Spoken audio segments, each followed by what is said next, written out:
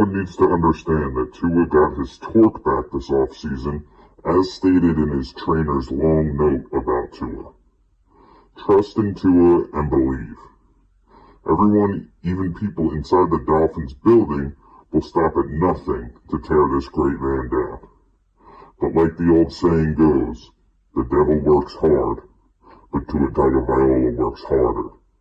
Also, to all the fake Dolphins fans talking bad about Tua right now, we are watching. Tread wisely. We are Tuanon. Expect us. If you've been a Miami Dolphins fan for any length of time, you are aware of Tuanon. If you're a sports journal out there, you are aware of Tuanon. You speak evil of Tua, and Tuanon will come after you. But today is a really, really bad day in Tuanon circles. You know, I make a lot of fun of the Tuanon crazies, and I call them nuts, but it's all in fun. Today, as a Miami Dolphins fan, and Miami Dolphins fans across the community, they're in mourning. The founder of Tuanon, the voice behind Tuanon, Eric Carmona, has passed away. Everybody across the internet, doesn't matter if you're a Buffalo Bills fan, doesn't matter if you're a New York Jets fan, right now you have to understand the community of fans are in mourning, and they're coming to the aid of Eric Carmona's family. Really bad thing happened. Kid was only 30 years old. Let's take a look at the article. From an article on patch.com, it says 2 crashes on Winchester Road killed 2 young people on the same day. There must be something wrong with this road. 2 separate crashes occurred Thursday, and authorities report the cause of each was the same. Basically running a traffic light. Both people who got killed ran a red light. It says here, the first day of June was tragic on Winchester Road. A 30-year-old motorcyclist, that was Eric Carmona, was killed, and so was a 17-year-old teenager in a separate accident. They died in separate vehicle crashes, but preliminary investigations show the causes of both wrecks were the same. They disobeyed traffic signals. The first crash, which was Eric Carmona, was involved a motorcycle and a compact car at 4:08 a.m. Thursday at the intersection of Winchester and Frontage Roads in Murrieta. When first responders got to the scene, they found the motorcyclist, later identified as 30-year-old Eric Carmona, unresponsive with life-threatening injuries. If you've ever been like my wife in EMT and have arrived on the scene of a really bad motorcycle accident, it's something you never want to see. He was sent to an area hospital, but was pronounced dead by the emergency room staff, according to the Murrieta Police Department. A preliminary police report indicated that Carmona, who was heading south on Winchester Road, failed to obey the intersection traffic signal. He basically ran a red light and plowed into the compact car driver's side. The 19-year-old car driver was heading east through the intersection on a green light. Sad, absolutely tragic. Nobody deserves to die. No matter what fan base you're from, nobody wants to see this kind of stuff happen. I take a lot of liberty in going after these Tuanon people almost in every single video. But he's a 30-year-old young man. A 30-year-old guy with a family. If you are in a position to help, if you are in a position where you'd like to help, they set up a GoFundMe already, and I'm going to show you this, and this is just heartbreaking. There he is with his wife and 3 young kids. 3 young kids, 30 years old, 3 young kids. Dad's gone. Husband's gone. Not coming home. Just like that, life can end. As a Christian man, I don't care what kind of fan you are. I don't care if you're Tuanon. I don't care if you're anti-Tua. It doesn't matter. This kind of thing requires the community to get behind this family and support them any way that you can. Click the button and donate something. If you can't donate, if you just can't, you can't afford it, take a moment, find some quiet space somewhere where you live, and go ahead and say a prayer for this young family. Just imagine if today you didn't come home. If you're a man, you didn't come home, what would happen to your wife and children? Hopefully you've got life insurance. Hopefully you've got the kids set up. But if you don't, if you're just embarking on your family at this point and building your life at 30 years old, what would you do? I remember when I was 30 years old, at that point, I had a young child, and I couldn't even imagine what would happen if I didn't come home. Just couldn't imagine. So starting off the show on kind of a bad note, kind of a sour note, but let's turn it into a good thing. For today, let's put away the anti-Tua rhetoric. Let's put away any animosity you've had against Tuanon, anything you've had against them, and help this family out. This family deserves your help. I don't know them. I've never met them in my life, but I do know when I'm looking at the smiles on these kids' faces and they're sitting with dad, they're never going to have that again. Never. It's gone. It's gone forever. Just like that. We're only here for a short time. We try to make the best of everything we're doing, and that just shows you what really matters in life. It's not football, man. It's a smile of those three kids and his wife. So I'm not going to go on. I'm going to put the link down in the description below, and if you choose to give, please go ahead and click on the button and give. And let's put all anti-Tua, let's put all anti-Tuanon stuff away for at least today and help this family out. That's all I got to say. I'll be right back.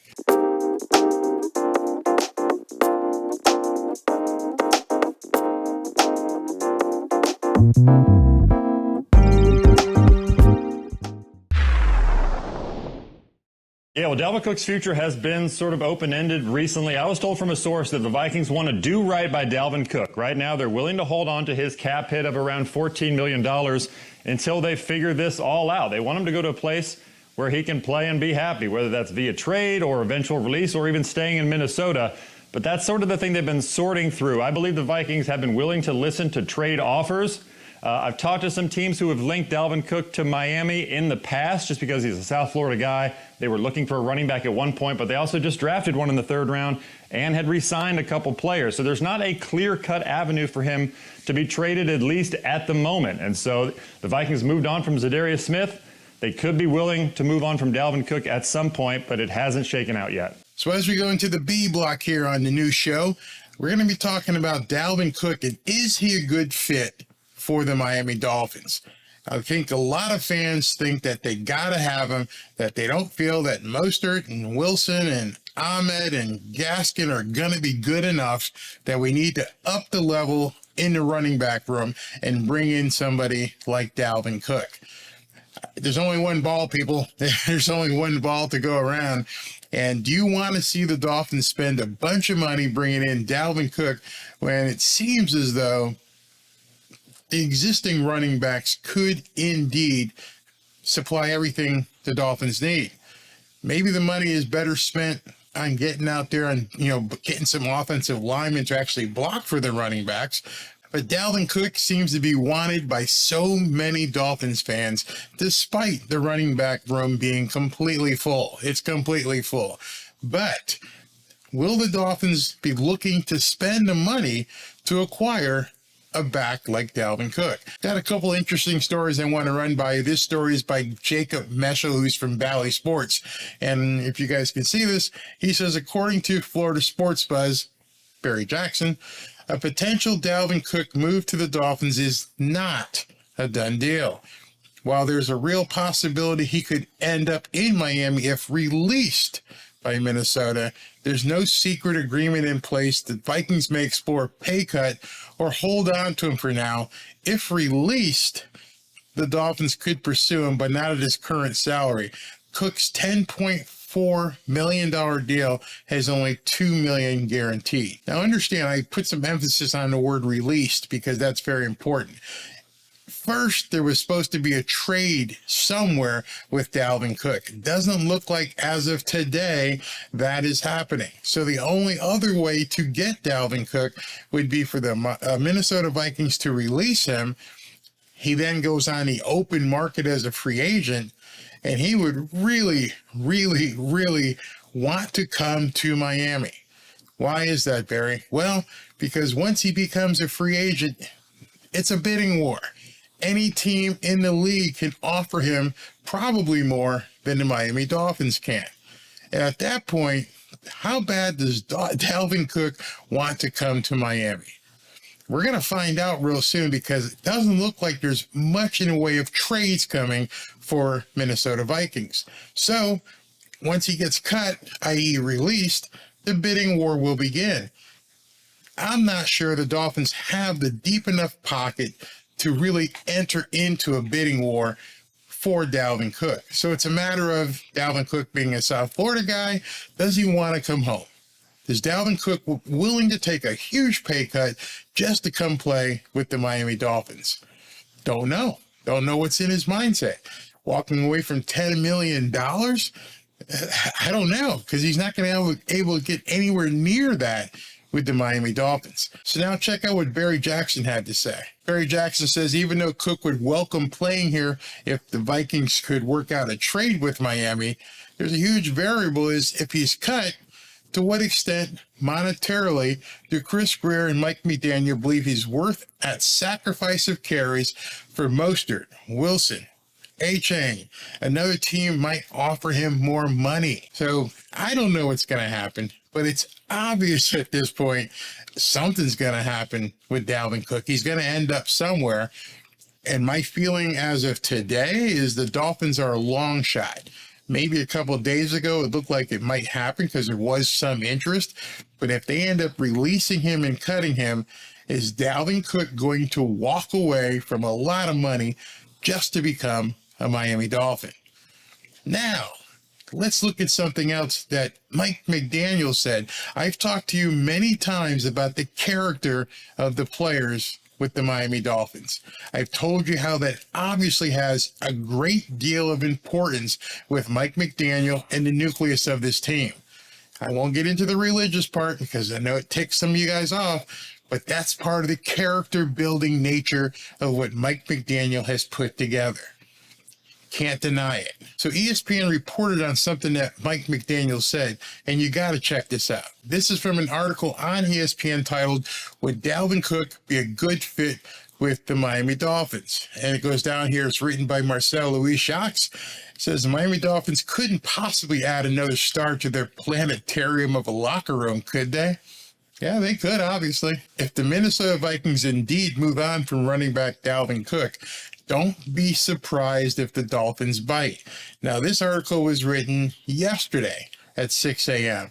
Things have changed since then, but still, there's something really interesting in this article. He talks about Cook, his stats, and everything else, but does Cook to the Dolphins actually make sense? Goes down, talks about the history of drafting with the Dolphins and other things. And then I want you to check this out. This is a quote by Mike McDaniel. "Ultimately, we had the opportunity to bring two of our strongest character contributors and really players we depend on in Raheem and Jeff. They're both, I think, above 4.7 yards per carry." McDaniel says, "I think there'd be a little bit of a different feeling about Dalvin Cook, obviously, if we didn't run the ball because they didn't run the ball well.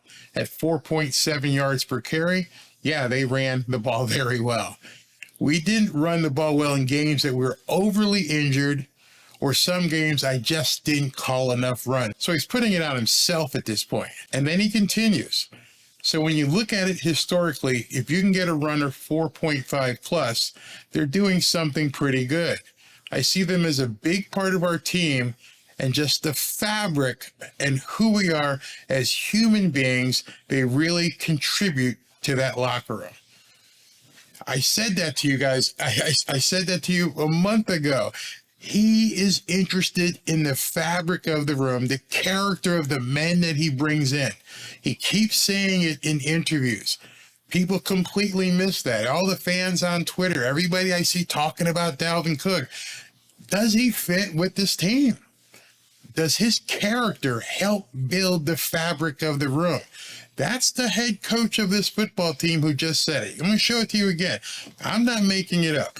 He specifically says, ultimately, we had the opportunity to bring two of our strongest character contributors and really players we depend on in Raheem and Jeff Wilson. He brought in highest, most esteemed characters into the Miami Dolphins locker room when he brought in Jeff and Raheem Mostert.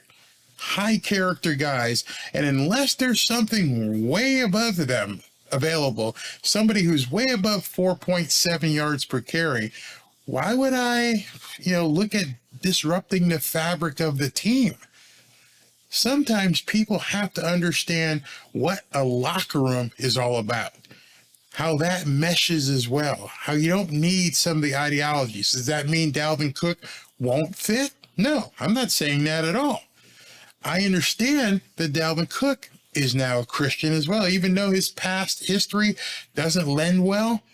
People change. People turn their lives around. Dalvin Cook has supposedly turned his life around, and far be it from me to question that. But if Mike McDaniel has already brought in the highest ultimate of character into that locker room, and they have developed the fabric of the team he wants to have, do you think he wants to change that? Further from the article goes back now to the money. As for Dalvin Cook, he probably also would have to take a pay cut in the event he signed with the Dolphins. He's due $11 million this season if he remains in Minnesota. And it's unlikely a Dolphins offer would be close to that amount of money. Even with roughly $13 million of salary cap space opening up as of June 1st, it's already opened up. But are you going to take a bulk of that money and spend it on one running back? I don't know. I just don't see it happening. So given all that, given the character, foundation, and fabric that Mike McDaniel has built with this team, do you think that he should change that character, change the money situation, and bring in Dalvin Cook anyway? I'd love to know what you guys think. I'll be right back.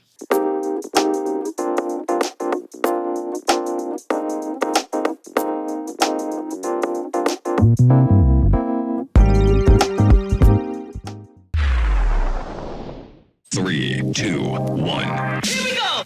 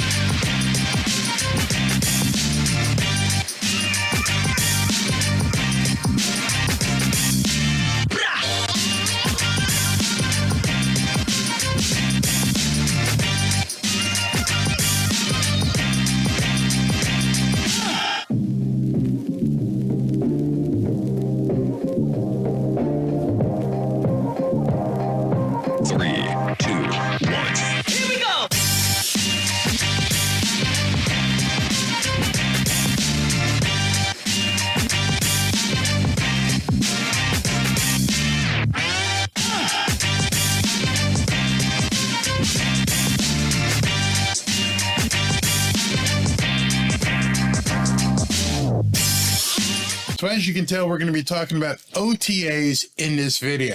So did you know that the NFL allows for 10 practices during OTAs? 10. But for some reason, Mike McDaniel cut it short after 6. So in this video, I'm going to talk to you about an article on Pro Football Talk penned by Mike Florio, where Mike McDaniel explains why he only used 6 of his 10 OTA sessions. Let's take a look at that article. Article says Mike McDaniel explains Dolphins' decision to use only 6 of his 10 OTAs. It says offseason rules allow teams to have 10 OTA sessions. I've never been involved with a team where the coach did want to take opportunity to go through all of the practice availability, but Mike only went through 6. The Dolphins have opted to conduct only 6 of them this year. On Wednesday, Mike McDaniel explained the reason for giving up 4 permissible May-June practices. So here's where Mike McDaniel begins to explain why he only used 6 of his 10 days. A lot of things factor into it.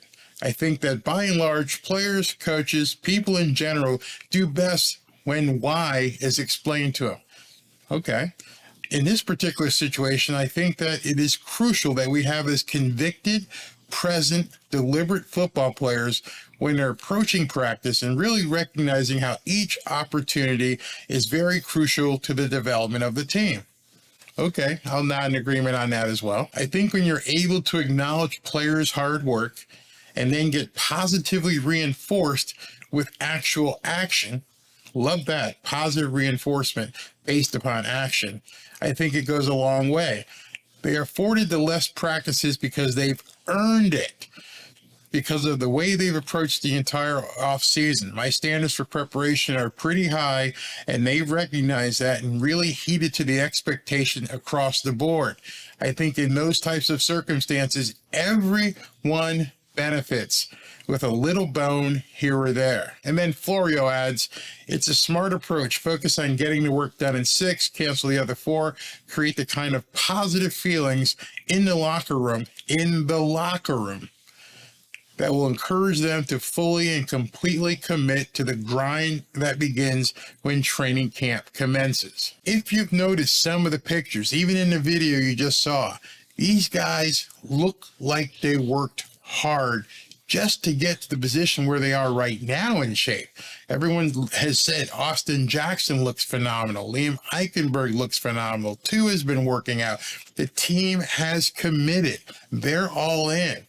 If you see your team is in shape, ready to go, healthy, is executing during the practices, if the new guys coming in are meshing in the locker room, I've seen enough right now. I don't need to push these guys any further. You know why? Because if I call off the other 4, they're going to be still working hard. They've seen what we need to do. I've shown a little bit of what I expect them to do in mandatory mini camps.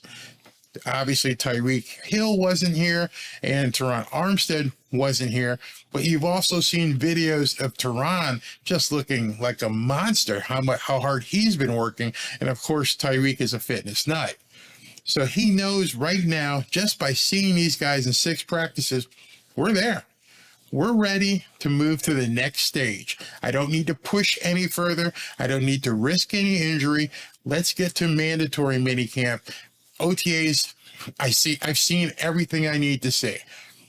This is something that Mike McDaniel has progressed to, where I have to give him a lot of credit, because nobody knew whether or not in his rookie year as a head coach, if he would be able to assess players the right way.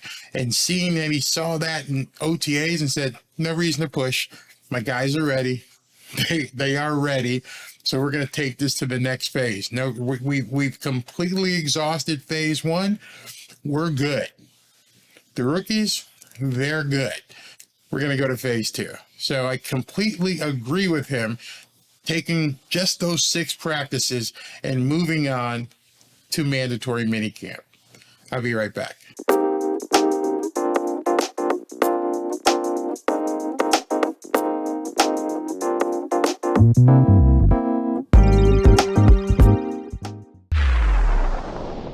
So now in the D block here, I want to talk to you about this whole jiu-jitsu stuff.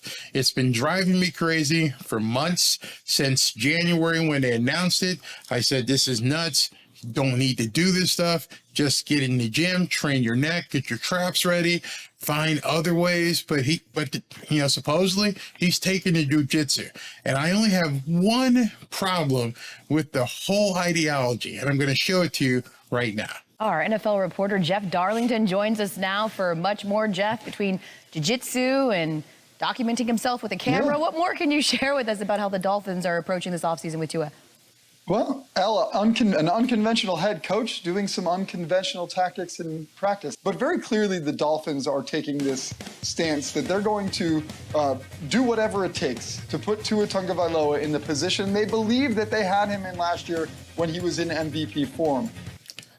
That's my problem. You are taking unconventional steps to make sure that Tua is protected and can get back to his MVP form. Why not focus on the conventional steps? And what I mean by that is, why didn't you do something about the offensive line?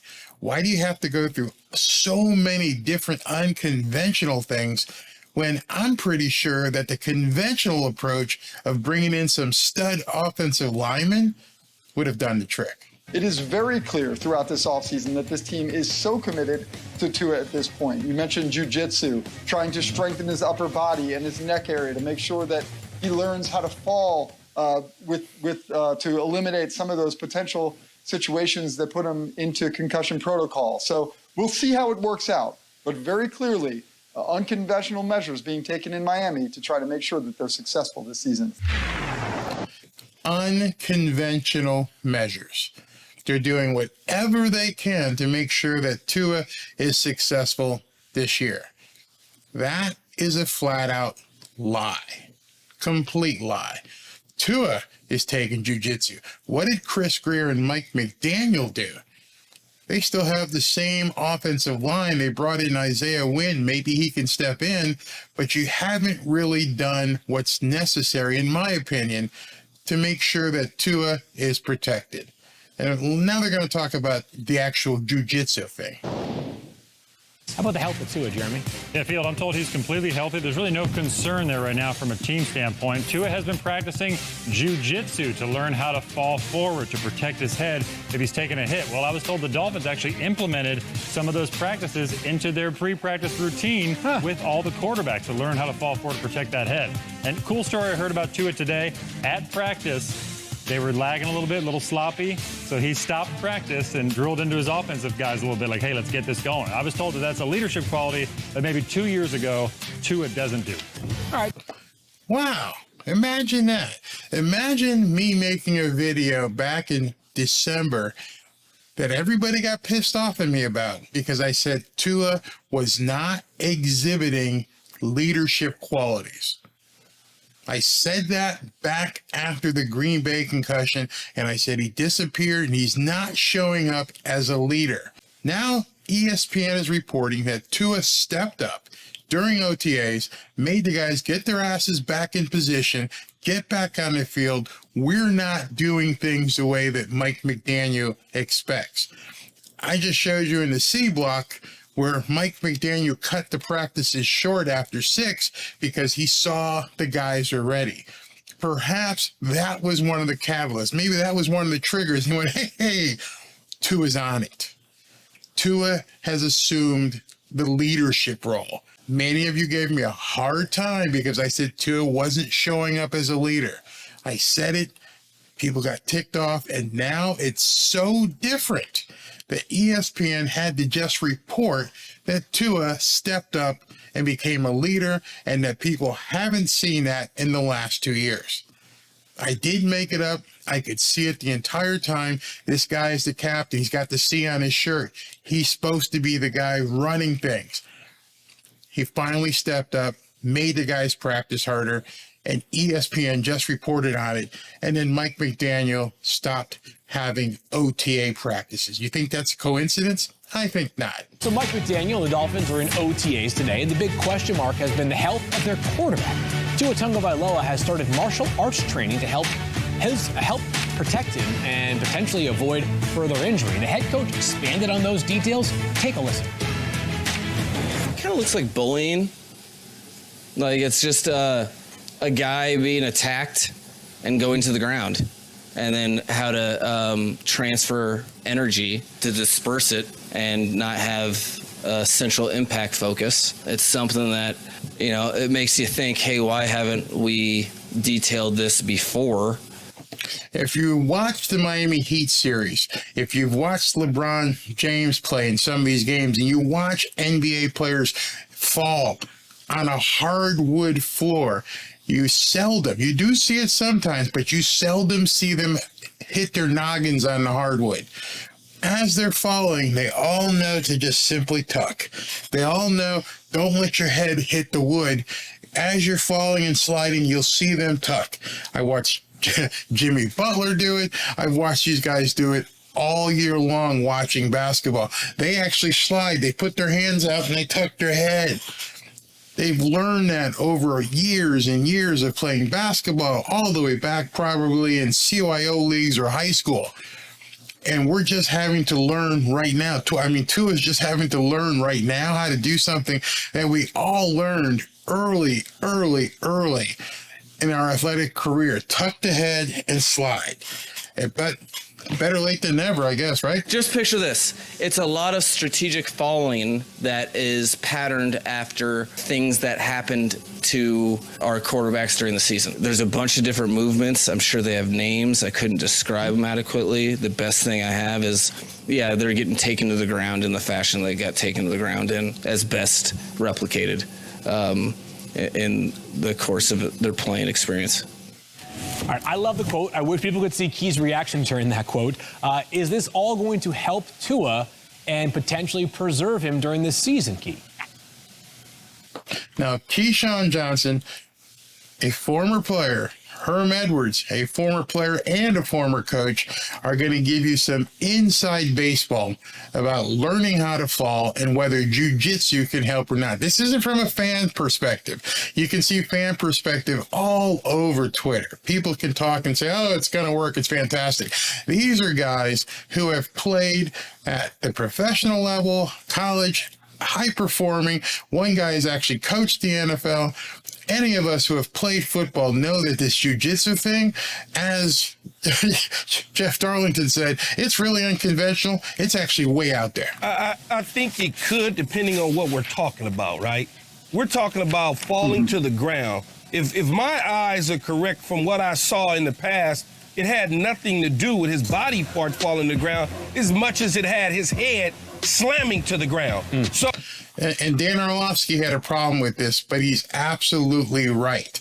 If you've got a free guy coming in at you, like Milano from Buffalo, and he's coming after you full speed, doesn't matter if you've learned how to fall unless you're just going to go down. Maybe that's what they should tell him to do. If you see a guy like that coming at you, just go down. So when you have a Quinnen Williams or Von Miller coming from the backside. Now, notice as he's falling right there, this guy did come from his backside, from his blind side. He's wrapped up his legs.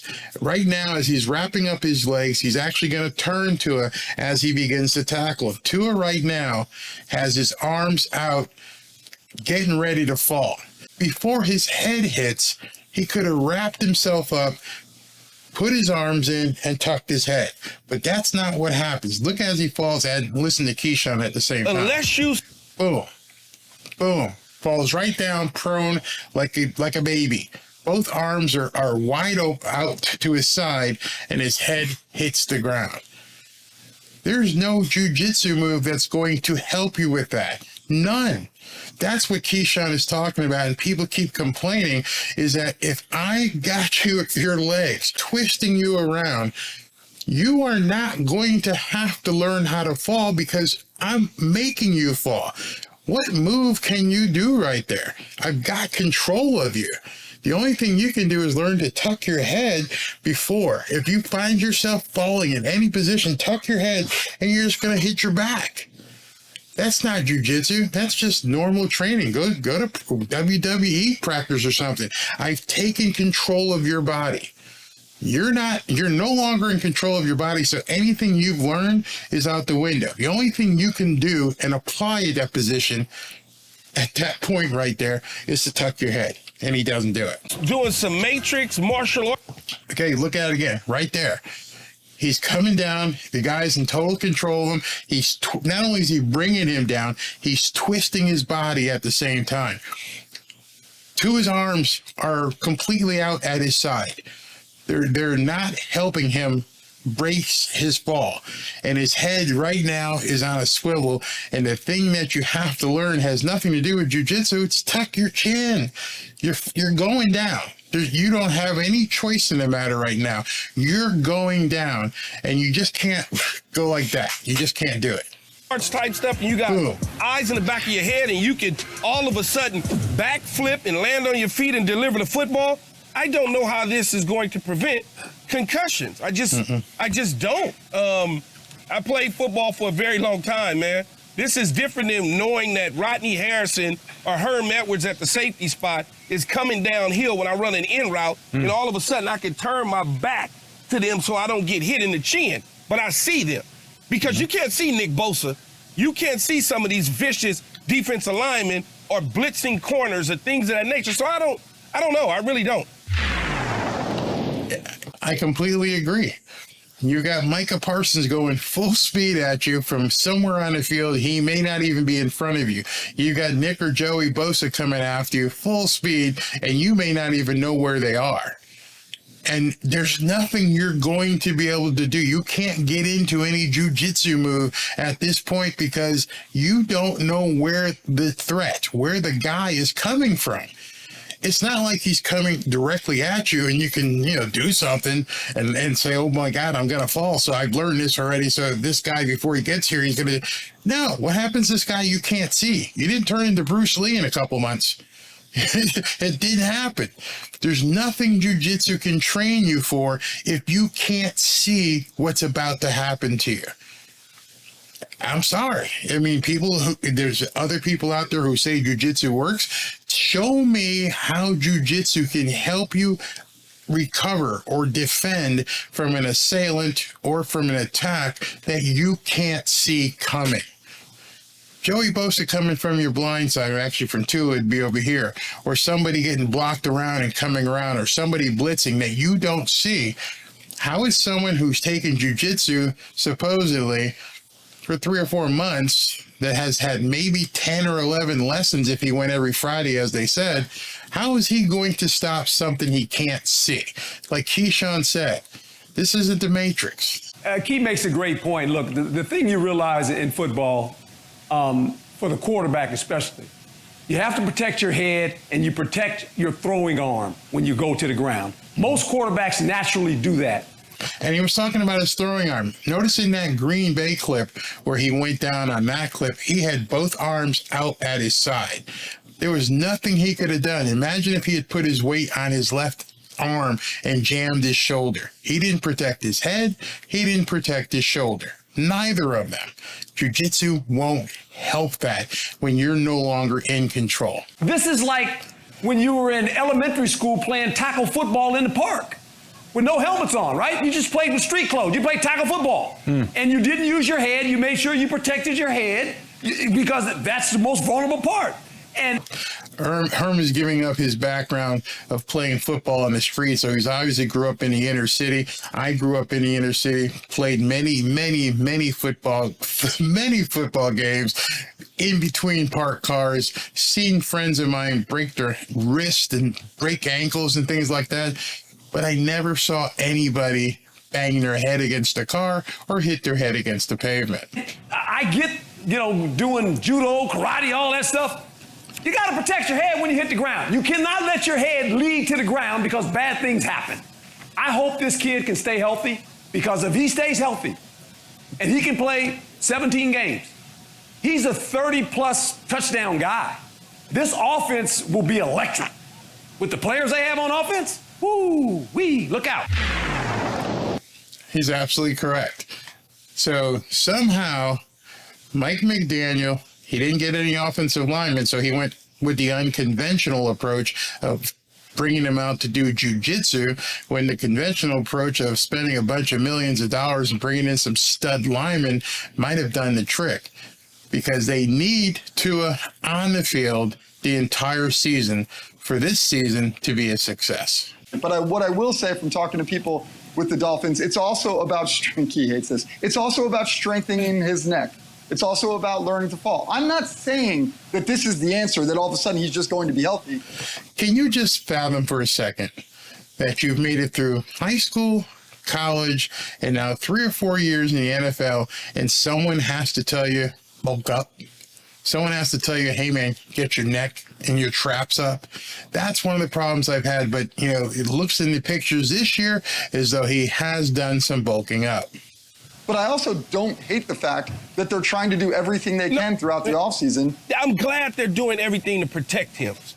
But don't sell me on the fact that it's going to stop the concussions. That's what because the only thing that we're dealing with in this situation, no, not you. I'm not saying you selling me. I'm talking about the Dolphins. Don't try to sell me that this is going to prevent the concussion situation, because the only thing that we talk about in terms of his injury history, we talk about the concussions. We don't talk about the injuries at Alabama or the slight injury that he may have had early on in Miami. We talk about head injuries. When somebody is coming scot-free and nobody is blocking him, that's not, I don't give a damn how you fall. It's not going to help you when your head hits the ground. That was one of the things that Dan Orlovsky had a problem with. Dan said, he's not coming scot-free. Yeah, they are.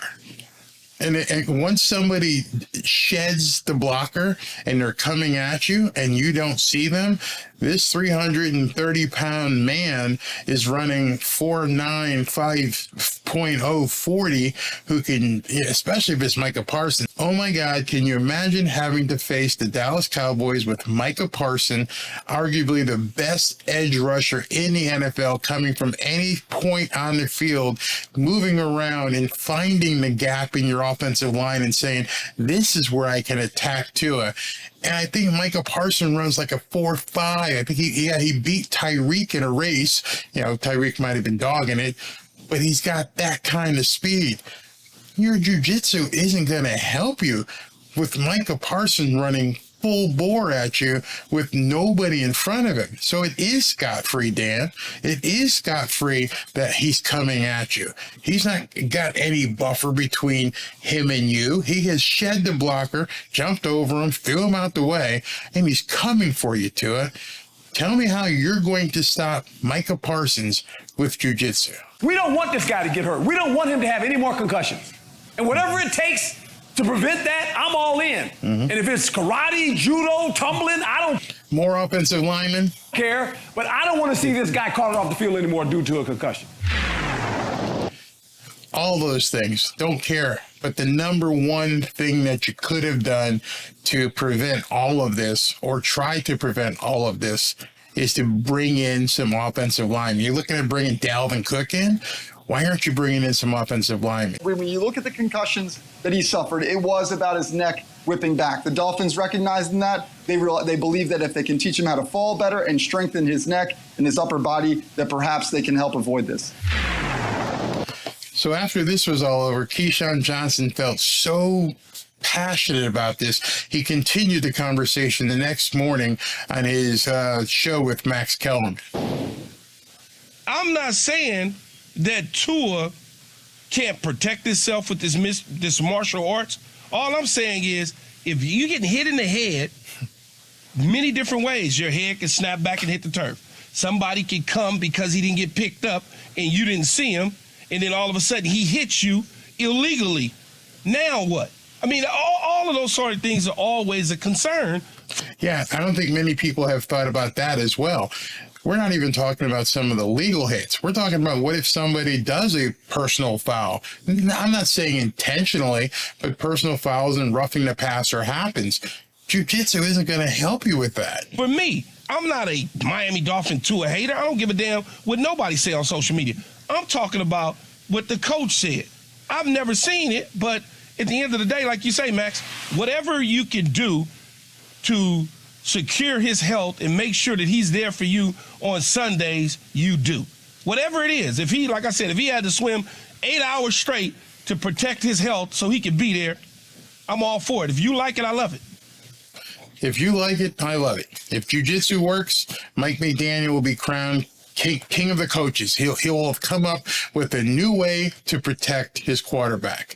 Every coach in the league will be doing jiu-jitsu if Mike McDaniel shows that he protected Tua Tagovailoa because of this unconventional means of doing so. If you can save money and not have to bring in a, stalwart offensive line, that you can say, listen, we're not going to pay any offensive linemen. We're just going to teach our players jiu-jitsu, and that's going to keep them safe for a whole season. If McDaniel proves that, if that's what you can do without bringing in top-tier offensive linemen, man, we'll all applaud him.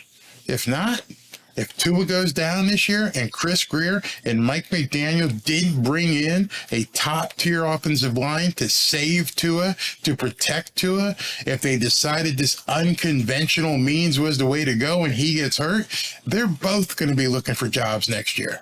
Guarantee you. Let me know what you think. Thanks for watching. Hope you like the new show format. Talk to you soon. Fins up. Is anybody catching on to this Barry guy?